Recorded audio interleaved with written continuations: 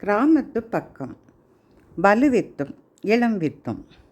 அப்பா ஒரு பெருநில கிழார், கடினமான உழைப்பாளியும் கூட. அப்பாவின் தோட்டத்தில் எல்லா பயிர்களும் விளையும். எனக்கு பிடித்த சீனி கிழங்கு, அதாவது சர்க்கரை வெள்ளிக்கிழங்கு பயிரிடுவார்கள். அவை விற்பனைக்கு அல்ல, எங்கள் வீட்டுக்கும் வேலை செய்பவர்கள் வீட்டுக்குமே. யார் கேட்டாலும் அம்மா நிறைய கொடுப்பார். கிழங்கு எடுக்கும்போது பார்த்திருக்கிறேன். ஒருவித பளபளப்புடன் செழுமையாக இருக்கும். கிழங்கை ஒடித்தால் பால் வடியும். உள்ளே இளம் சிவப்பில் சீனியை கொட்டியது போல கிழங்கு மெனுமெனுக்கும். கிழங்குகளை ஒரு பெரிய பானையில் போட்டு அவித்து பெரிய முரத்தில் கொட்டி வைப்பார்கள். அப்போதுதான் கறந்த பசுவின் பாலை காய்ச்சி கருப்பட்டி காஃபியில் ஊற்றி பெரிய பாத்திரம் நிறைய காஃபியும் வந்துவிடும். வீட்டுக்கு யார் வந்தாலும் அவர்களுக்கும் இவை உண்டு.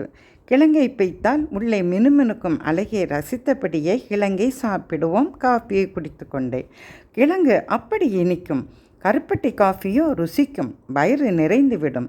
நஞ்சிலா உணவுகளை மட்டுமே சாப்பிட்ட அந்த நாட்களும் சீனக்கிழங்கின் ருசியும் நினைவில் இப்போதும்.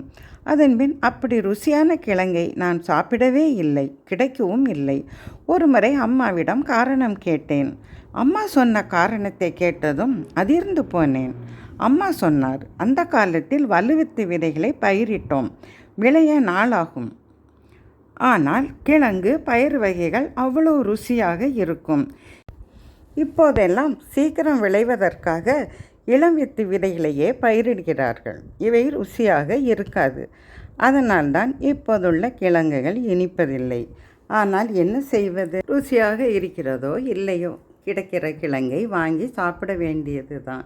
ஏனெனில் சர்க்கரை வெள்ளி கிழங்கில் அபரிதமான சத்துக்கள் நிறைந்திருக்கின்றன.